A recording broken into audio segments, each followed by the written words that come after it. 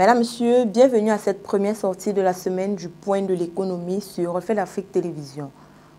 Cameroun, détournement des recettes non fiscales au premier semestre 2020. 12 milliards de francs CFA, c'est le montant des recettes non fiscales détournées au premier semestre 2020. C'est dans le premier rapport des conférences spéciales sur la budgétisation des recettes non fiscales tenues à Yaoundé au mois de septembre dernier que le ministère des Finances a publié ces chiffres. Il y a lieu de relever dans ce rapport des non-reversements de 11 579 528 156 francs des droits administratifs, 7 269 000 des recettes des ventes accessoires de biens, 439 21 309 francs des ventes de prestations et services, 150 millions des loyers, immeubles et revenus des domaines, soit un total de plus de 12 milliards de francs CFA. Selon le ministère des Finances, durant ces 3 dernières années, la contribution des recettes non fiscales dans le financement du budget de l'État du Cameroun n'a pas excédé 4%. Une faiblesse que le gouvernement s'est engagé à corriger à partir de l'exercice 2021.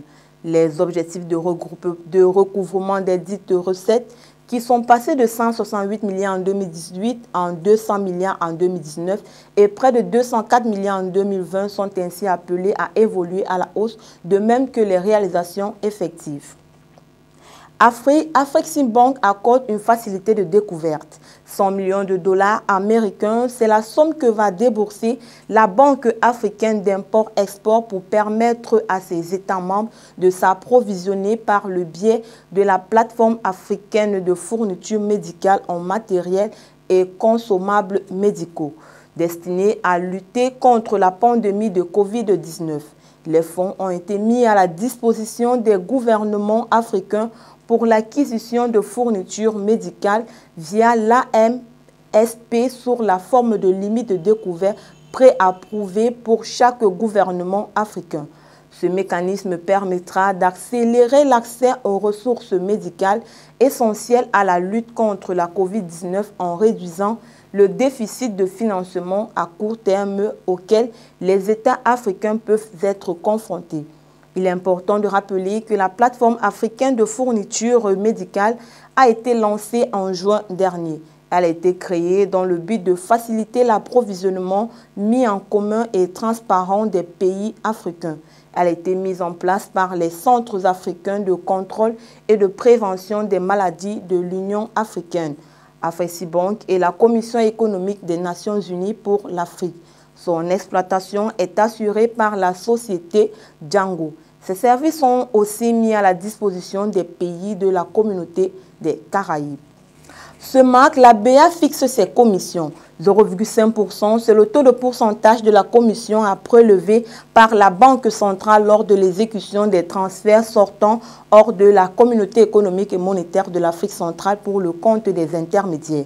La mise en application de cette instruction prendra effet à partir du 1er janvier 2020. Par ailleurs, ce taux de prélèvement vient en ajout sur le taux de commission appliqué par les établissements de crédit à leurs clients qui ne peut excéder 1% hors taxe du montant conformément à l'instruction numéro 00GR/2019 relatif à la tarification des opérations de transfert. Le taux de la commission à prélever par la Banque centrale lors des transferts sortant hors ce marque pour le compte des trésors publics nationaux et sous-participant au système de moyens de paiement détenteurs de comptes dont le livre de la BEAC est fixé à 0,25% hors taxe du montant. Ghana CocoBoard obtient un prêt, 1,3 milliard de dollars. C'est le montant du prêt obtenu par la Ghana CocoBoard pour la prochaine campagne cacaoyère. L'accord a été signé le 29 septembre dernier entre l'entreprise cacaoyère et les banques locales et internationales. Le prêt est remboursable sur 7 mois et assorti d'un taux d'intérêt de 1,75%. Il convient de rappeler que le Ghana et la Côte d'Ivoire, qui représentent plus de 60% de la production mondiale de fèves de cacao, ont introduit le mécanisme de tarification différentielle de revenus vital qui a abouti à l'addition de 400 $ au prix de chaque tonne de cacao vendue dans les deux pays. Aussi, le président ghanéen Akufo-Addo a annoncé une augmentation de 28% des prix du cacao à la ferme pour la campagne agricole 2020-2021 qui débutera le 1er octobre 2021. Sénégal vers la relance de l'économie nationale. 14 712 milliards de francs CFA, dont 4 770 milliards proviennent du secteur privé national et les 942 milliards restants des partenaires au développement. C'est le financement global qu'il faut au pays pour relancer son économie. C'est au cours du Conseil présidentiel tenu le 29 septembre dernier et axé sur le plan d'action prioritaire ajusté et accéléré pour la relance de l'économie nationale que le président sénégalais Macky Sall a présenté un plan de résilience.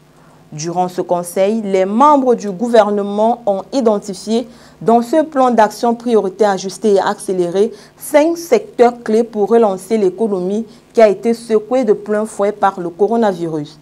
Il s'agit entre autres de promouvoir une agriculture intensive, abondante de qualité et résiliente, une santé inclusive, un système éducatif performant, le développement du secteur privé fort national, le renforcement de la protection sociale et la transformation industrielle et numérique.